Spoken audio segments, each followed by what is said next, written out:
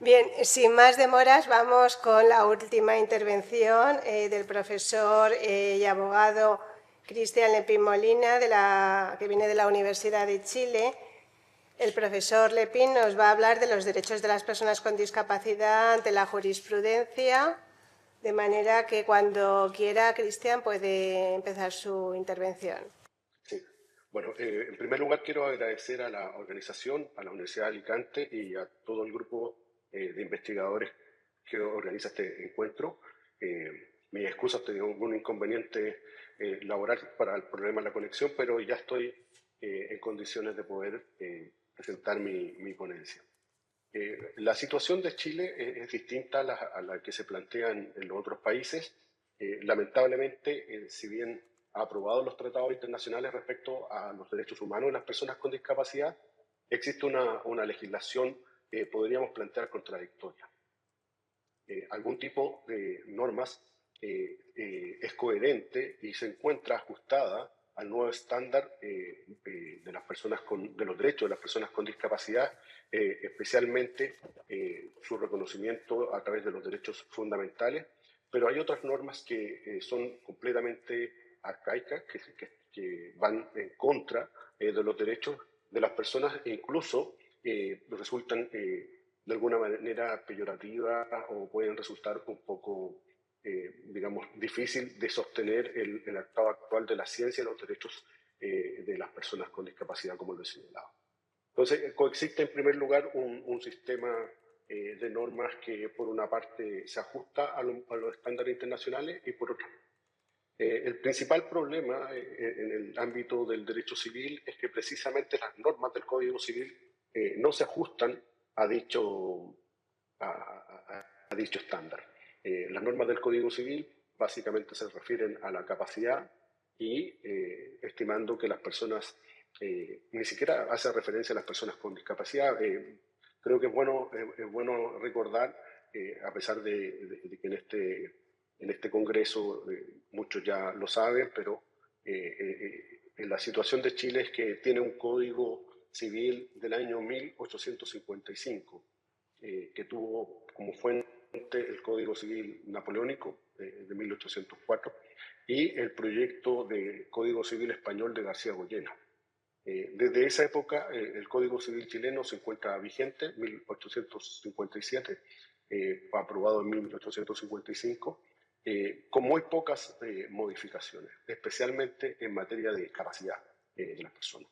Y por lo tanto, la única referencia que hace a las personas con discapacidad es a las personas dementes, utilizando esta terminología que, como ya lo señalaba, uno puede terminar siendo peyorativa, incluso ofensiva respecto a las personas con discapacidad. Todas las personas se consideran que tengan algún problema de salud mental o trastorno mental que le impida actuar en la vida jurídica, se consideran dementes y por lo tanto incapaces absolutamente de actuar en la vida del derecho. Como lo señalé, no obstante, dictarse normas que permiten un reconocimiento, como la ley 20.422 de inclusión social, que se refiere a garantizar los derechos que han sido aprobados por las convenciones internacionales. Entonces, este sistema contradictorio de normas ha generado un problema de aplicación, ¿cierto? Y de solución de las controversias que se puedan ajustar. Por la vía civil es poco lo que se ha avanzado, no existen reformas legislativas, tampoco existe mucha jurisprudencia. Lo único que se ha modificado es en el aspecto procesal en cuanto a facilitar la labor de la acreditación de la discapacidad a través de un sistema de informes de salud pública, de una institución pública que determina el grado de discapacidad que tiene la persona, de tal manera que pueda acogerse a los beneficios del Estado. La discapacidad que tiene, el problema de salud que lo pueda afectar o el grado de discapacidad, conjuntamente con un porcentaje de afectación que se pueda determinar dependiendo de los casos. De esa manera, procesalmente ahora es mucho más simple porque si existe este informe de la institución pública, se va a va a requerir solo este informe para acreditar y poder realizar los actos procesales civiles. Con anterioridad era necesario realizar un juicio contradictorio de interdicción por demencia, con todo lo vulneratorio que resulta para las personas con discapacidad y con la limitación que puede representar el ejercicio de sus derechos civiles en dicha instancia. Ahora, ¿cómo se ha solucionado el problema de aplicación de estas normas que por ser tratados internacionales, podríamos señalar que en Chile tienen un valor supralegal? ¿Por qué sostengo este valor supralegal? Porque efectivamente al haberse aprobado un tratado internacional sobre derechos humanos, la Constitución Política de la República de Chile, en su artículo 5, señala que los tratados sobre derechos humanos, los tratados internacionales, constituyen un límite a la soberanía nacional. En estas condiciones, entonces, no es posible que el legislador pueda alterar dichas disposiciones y, por lo tanto, en una interpretación armónica de la Constitución y las disposiciones legales, los tribunales deberían, ¿cierto?, inclinarse por estas normas o derechos que están consagrados en los tratados internacionales por sobre la otra norma. A un presente que es muy difícil que un tribunal resuelva un conflicto en forma contraria a lo que se tiene en el Código Civil.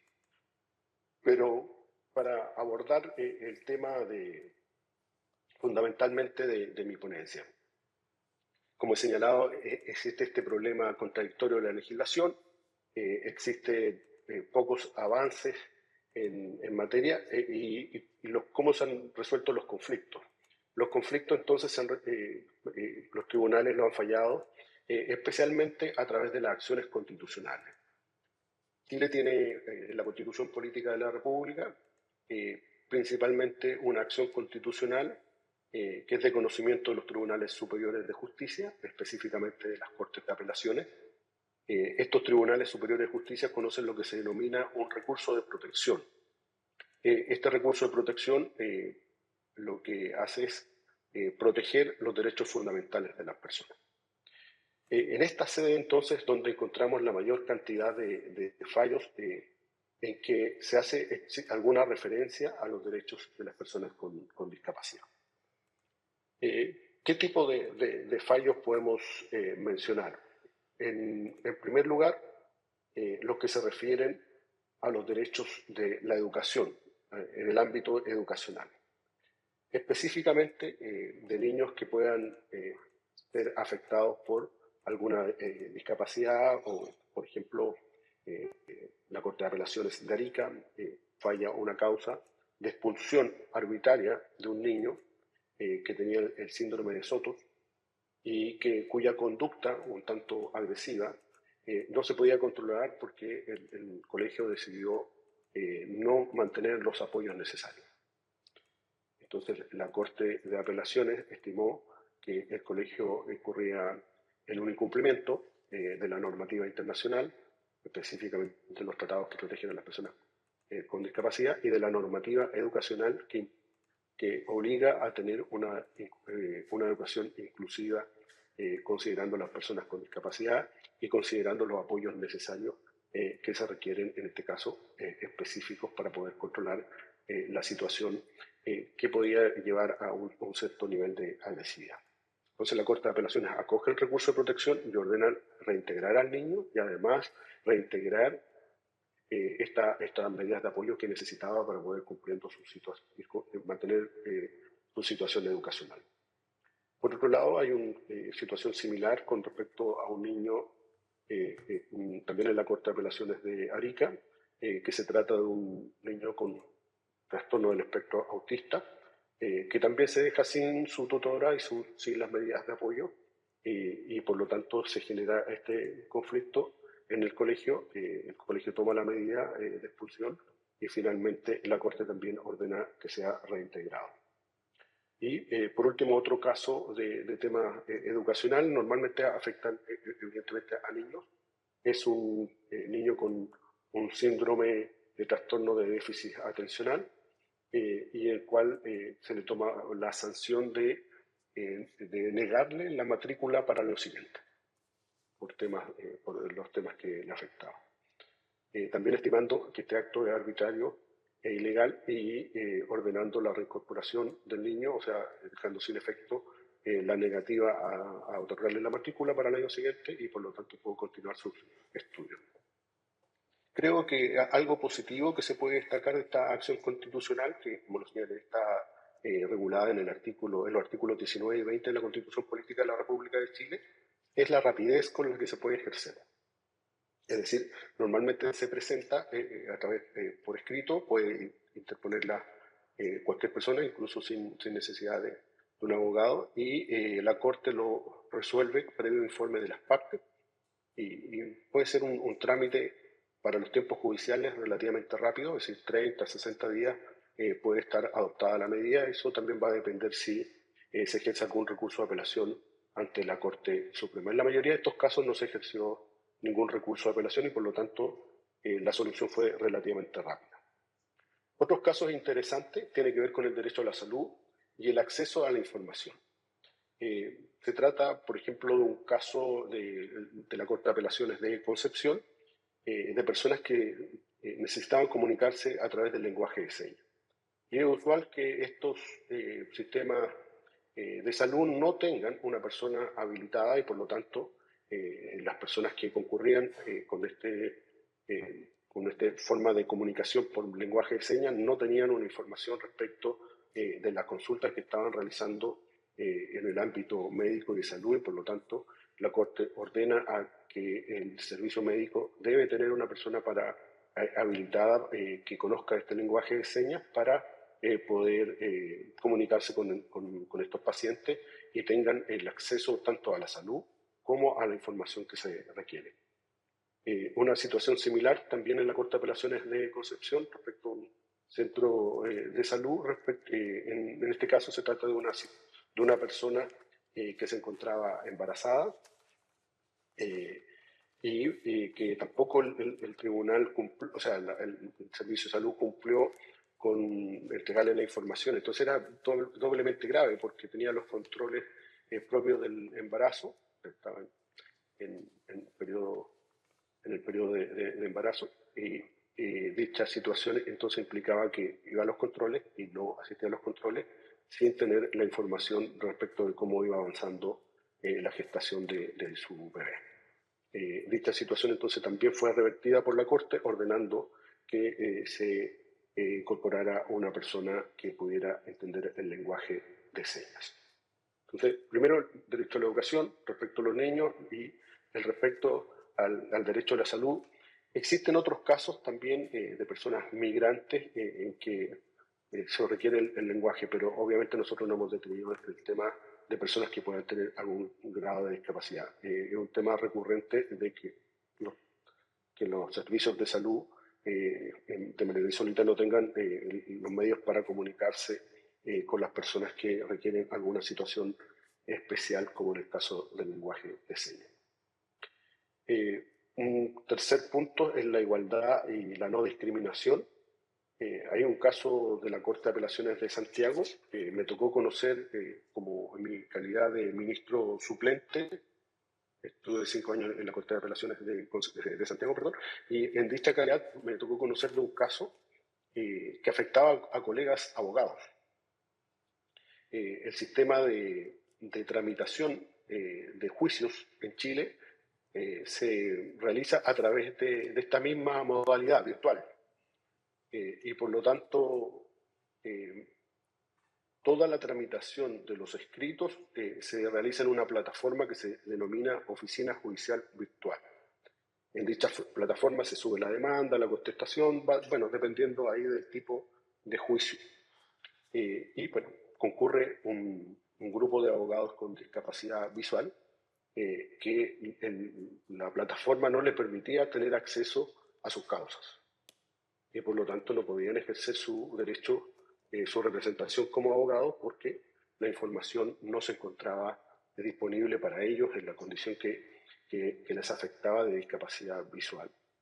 En esa oportunidad nos tocó, y además lo recurrido era el mismo Poder Judicial a través de la Corporación Administrativa, porque el mismo Poder Judicial es quien administra esta plataforma de oficina judicial virtual, y en dicha oportunidad ordenamos que se tomaran las medidas para que todas las personas con alguna discapacidad pudieran acceder, especialmente en este caso las personas con discapacidad visual, y la plataforma debe ser inclusiva, dado la situación de los colegas que se encontraban en este problema. También se dio una situación respecto de personas sordas que se generó a partir de un conflicto bélico, que es el conflicto con Ucrania, entonces Rusia con Ucrania. Los canales de televisión empezaron a informar sobre este conflicto bélico, pero no había una persona que comunicara a través del lenguaje de señas. Entonces, este grupo también concurrió a través de esta acción de protección, y finalmente se accede, digamos, a que, o se obliga más bien a los canales de televisión pública a entregar la información también apropiada o por los medios correspondientes a las personas con lenguaje de señas. Esa situación ocurrió en dos oportunidades. Una de las principales fue precisamente la situación de la guerra, como lo señaló este conflicto bélico, que fue informado por todos los medios y que estas personas no tenían acceso a dicha información.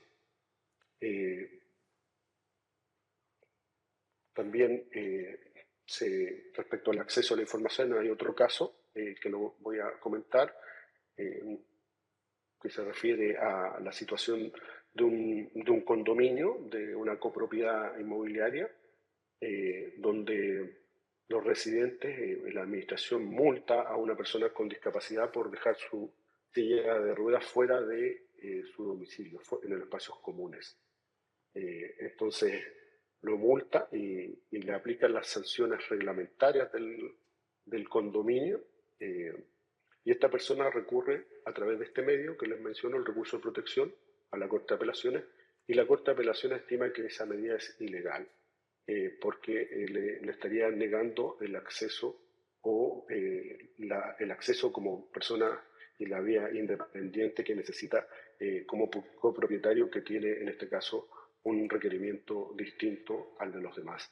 Y en ese sentido, entonces, solicita, ordena más bien que el condominio deje sin efecto las multas y las sanciones, y se decrete, por lo tanto, que puede hacer uso, obviamente un uso legítimo y proporcionado de los espacios comunes, para poder facilitar su desplazamiento y su acceso, en este caso, a la propiedad o a su apartamento o piso, como se denomina en España.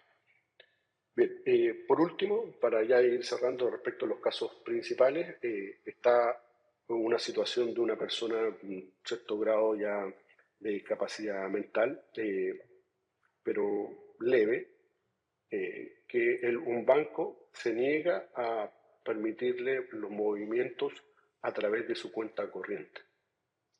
Y en ese caso no le permite hacer giros, no le permite disponer de su cuenta corriente bancaria, y por lo tanto no le permite disponer de su dinero y su patrimonio.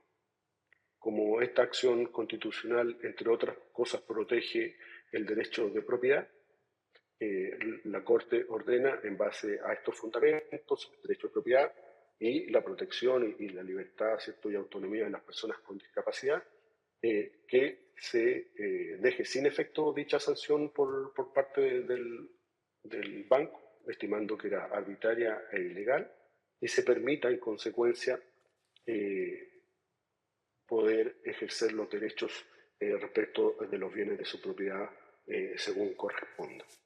Para ir cerrando, porque este es un panorama, ¿cierto?, general respecto de la jurisprudencia, decir que en Chile existe esta legislación contradictoria que mencioné al principio, que han existido avances en materia procesal derivado de la posibilidad de acreditar la discapacidad y el porcentaje de discapacidad de las personas, facilitando y evitando estos juicios de interdicción que son bastante vulneratorios.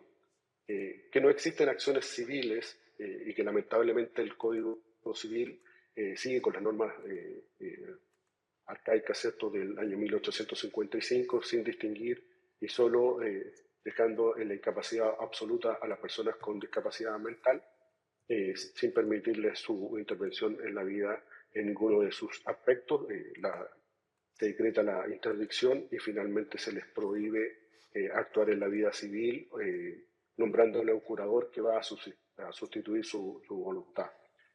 En el mismo sentido, ¿cierto?, el mecanismo que ha resultado ser idóneo para poder resguardar los derechos de las personas de discapacidad, atendida a la aprobación de este tratado internacional y algunas leyes que se ajustan a dicho estándar, ha sido el recurso de protección constitucional, siendo las principales materias las que acabo de señalar en cuanto a la educación, el acceso a la educación inclusiva, a la salud, a la propiedad y también, en cierta forma, resguardando la igualdad ante la ley y la autonomía de las personas con discapacidad. Muchas gracias. Muchas gracias, profesor Lepín, por su brillante intervención. Y vamos a concluir la mesa de hoy. Para ello quisiera agradecer a nuestros ponentes sus valiosas aportaciones. Creo que cada intervención ha enriquecido y mucho el debate sobre un tema muy complicado, como es el ejercicio de la capacidad jurídica de las personas con discapacidad y la incorporación de la Convención de Nueva York a los distintos ordenamientos jurídicos, y nos ha ofrecido perspectivas fundamentales tanto desde el punto de vista del derecho patrio como desde otros derechos más próximos y más lejanos al nuestro. Ha sido un verdadero placer moderar esta sesión y no me resisto a acabar esta intervención sin leer un trocito de una canción de Serrat que me ha pasado mi querida compañera Esther Algarra, que está aquí a mi vera, y que es muy ocurrente para las frases. Ya le he animado yo en alguna ocasión a que se anime y publique algún libro. Y el trocito de la canción de Serrat, que lleva por título Sinceramente tuyo, que no me atrevo a cantar, voy a decirla solo, dice: escondida en cada gesto del derecho y del revés, uno solo es lo que es y anda siempre con lo opuesto. Nunca es triste la verdad, lo que no tiene es remedio. La ley es lo que es y esperemos que sí que tenga remedio. Muchas gracias a los presentes y muchas gracias a los que están al otro lado de la pantalla. Espero que haya sido interesante la sesión de esta tarde. Un saludo a todos y a todas.